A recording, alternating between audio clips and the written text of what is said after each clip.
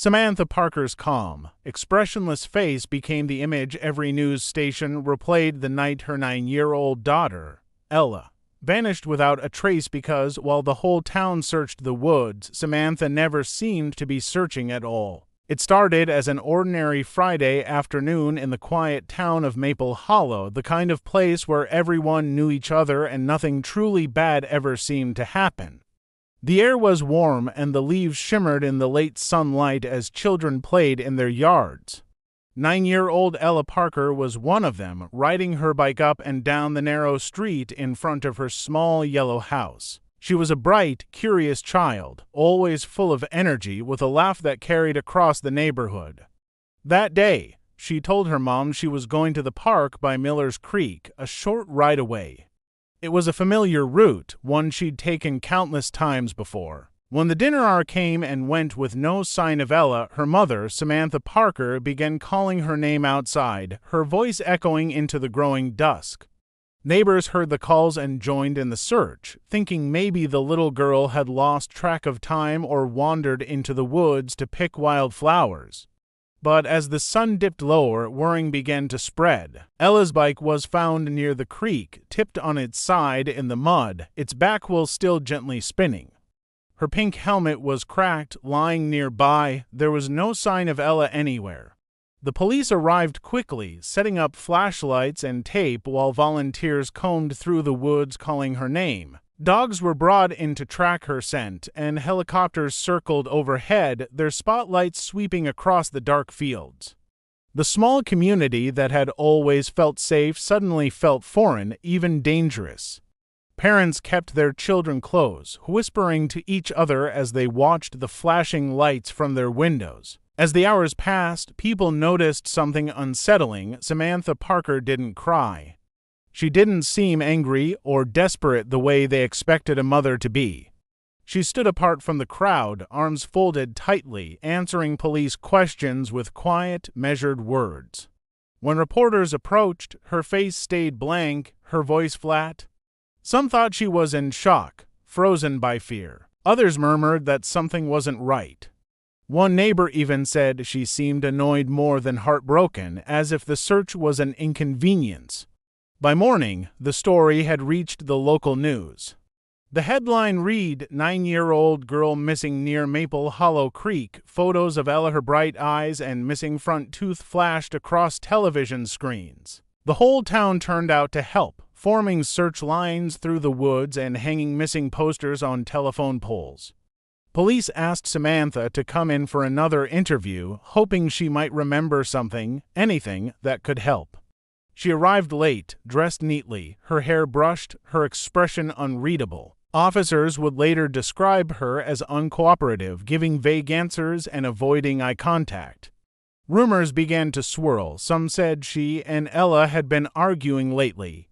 Others claimed Samantha had been acting strangely for weeks. Nobody knew what to believe, but everyone felt the same growing unease. A missing child was tragedy enough, but a mother who didn't seem to care made it something far darker. Detectives began working around the clock, trying to piece together the last moments before Ella vanished. The town that once buzzed with the sound of kids and lawnmowers now pulsed with the hum of police radios and restless whispers. Every hour mattered. Investigators reviewed every camera in the area, hoping for a glimpse that could tell them what really happened. Finally, one image stood out. A grainy clip from a doorbell camera showed Ella pedaling past a neighbor's driveway at exactly 5:12 p.m. She looked happy and unhurried. That was the last confirmed sighting of her. After that, nothing. No witnesses, no sound, no trace. The discovery of the video narrowed the window of her disappearance to less than half an hour. Police retraced the path from her house to the creek, checking every yard and ditch, every hidden corner of the woods. They found only footprints, some matching Ella's shoes, others too large to identify. The path ended near the creek, right where her bike had been found. It looked like she'd stopped suddenly, maybe startled or distracted. Whatever happened after that left no clear sign. As the search widened, detectives turned their attention back to Samantha. Her behavior had continued to draw quiet suspicion. Officers noted how she avoided joining the search teams, choosing instead to stay inside her house with the blinds closed. When they interviewed her again, she mentioned that Ella had been upset that morning over a fight with a friend. She said Ella had stormed out on her bike to cool off. But when police questioned the friend's family, the girl's story didn't match. She said she hadn't seen Ella in days. That contradiction made detectives uneasy. They asked Samantha to hand over her phone for examination. At first, she hesitated. Then, reluctantly, she gave it to them. The digital team quickly discovered that several text messages had been deleted between 4 o'clock and 5 p.m., right around the time Ella disappeared.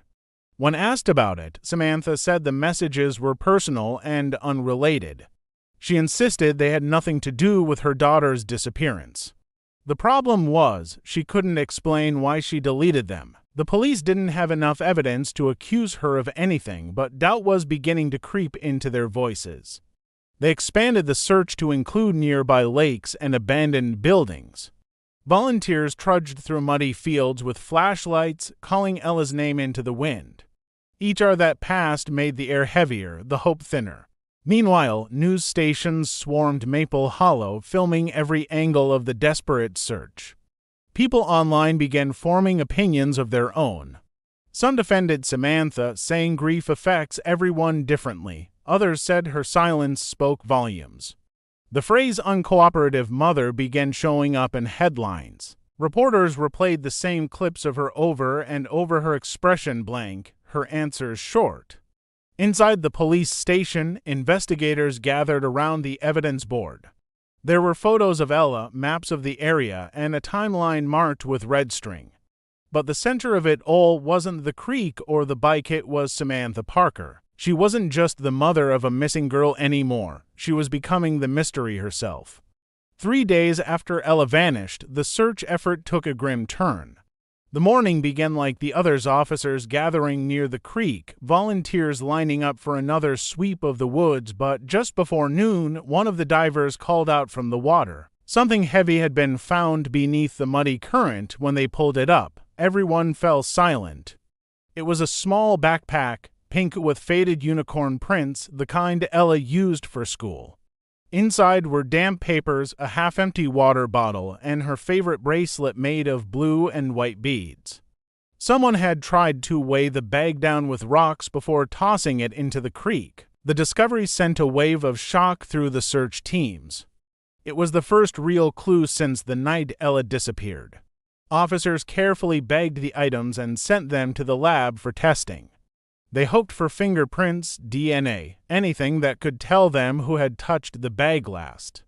At the same time, investigators returned to Samantha's house. She answered the door in the same calm, distant way, asking if there was news.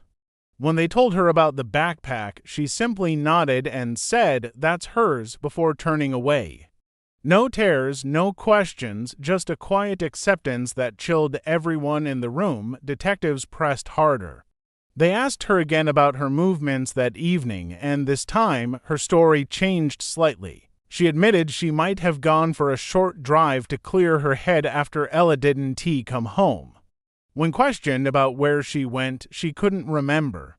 A neighbor, however, told police they'd seen Samantha's car near Miller's Creek around 6 p.m., the same time search efforts had just begun. That contradiction deepened the suspicion. Officers obtained a warrant to search Samantha's vehicle. The results came back with more troubling signs. The floor mats were damp and streaked with a fine layer of mud that matched the sediment found along the creek bank. Even more unsettling, a faint handprint was discovered inside the trunk lid. It was too smeared to lift for prints, but its presence raised questions no one could ignore. When investigators asked Samantha about it, she said she sometimes stored groceries or gardening tools there, brushing off the finding as nothing unusual. In the community, patience was wearing thin. Each day that passed without finding Ella turned sympathy into speculation. People whispered in grocery aisles and at church, saying Samantha must know more than she was letting on. Others defended her, insisting no mother could harm her own child. The town felt divided, uneasy, and full of rumors that spread faster than the truth.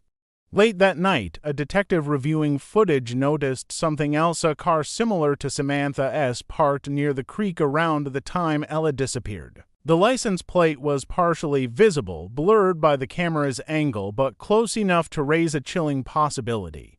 Investigators began to wonder if Samantha's calmness wasn't shock after all, but control. Each new clue hinted that whatever happened by that creek wasn't the work of a stranger.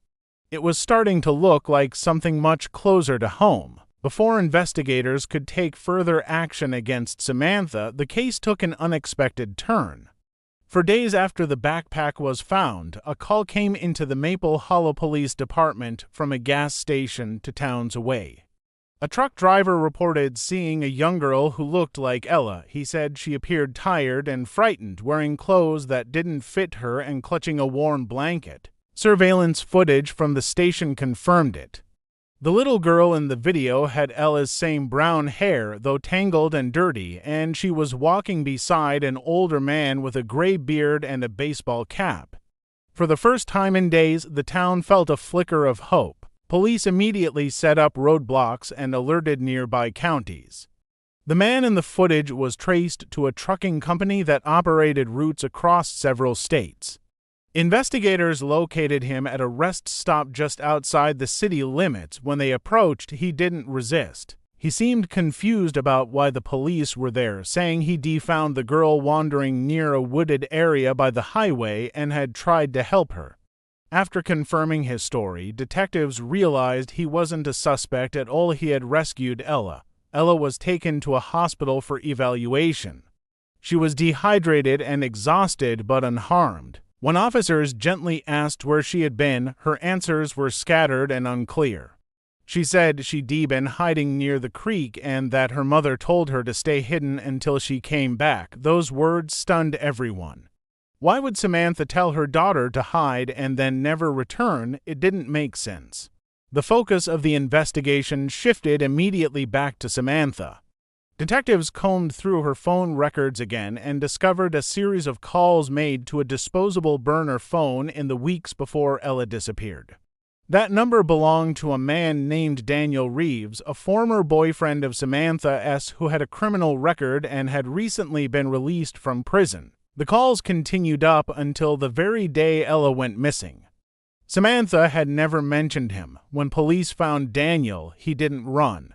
He admitted Samantha had contacted him several times, saying she was scared of losing custody of her daughter after a recent dispute with Child Services.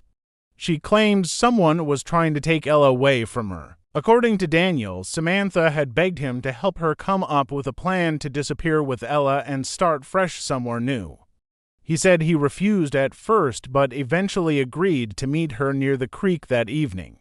Detectives realized that everything: the deleted messages, the late-night drive, the missing backpack was beginning to connect. Samantha hadn't been calm out of shock. She had been calculating, waiting, trying to keep her secret from collapsing. The revelation that Ella had been told to hide made it clear that this wasn't a kidnapping or a random tragedy. It was something orchestrated, something born out of fear and desperation. The pieces were falling into place, but one question still lingered in every investigator's mind. What could drive a mother to vanish her own child and pretend to be searching for her? The truth unraveled slowly, like a knot that had been pulled too tight for too long. Once police had Daniel Reeves in custody, the full picture began to emerge. He told investigators that Samantha had been spiraling for months, convinced that someone was trying to take Ella away from her. She talked about social workers, about threats that no one else could verify, and about people watching her house. Her paranoia grew stronger each day until she started planning what she called a fresh start. Daniel said she wanted to disappear completely, take Ella somewhere no one could find them, and live under new names. He claimed she even talked about faking an abduction to make it look believable. When Samantha was confronted with this information, she didn't deny it. Instead, she said she had done what she thought was necessary to protect her daughter. She insisted she wasn't trying to hurt anyone, only to keep Ella safe from people who were, in her words, closing in. The detectives listening to her statement could see how deeply she believed her own story, though nothing she described had any proof behind it. There were no open investigations, no threats, no one following her. The danger existed only in her mind. What shocked everyone most was how far she had gone to make her plans seem real. Samantha had staged the scene near the creek, tipping Ella's bike and cracking her helmet to make it look like an accident or struggle.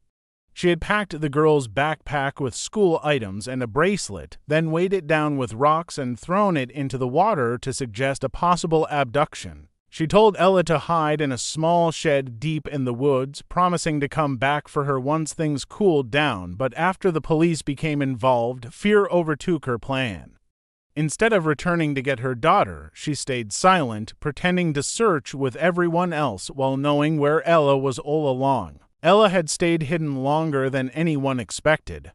She survived on snacks her mother had left and on rainwater collected in a plastic container. When she finally wandered from the woods and was spotted by the truck driver, she had been alone for nearly 5 days. The thought of how close she had been to home all that time made the town shudder. After Samantha's arrest, the town of Maple Hollow tried to make sense of it all. People who once defended her now spoke in disbelief. Those who had suspected her from the start felt no satisfaction, only sorrow. Samantha was charged with child endangerment and obstruction of justice. During her final interview, she said she never meant for any of it to go so far. She said she just wanted to protect her little girl from a world she no longer trusted.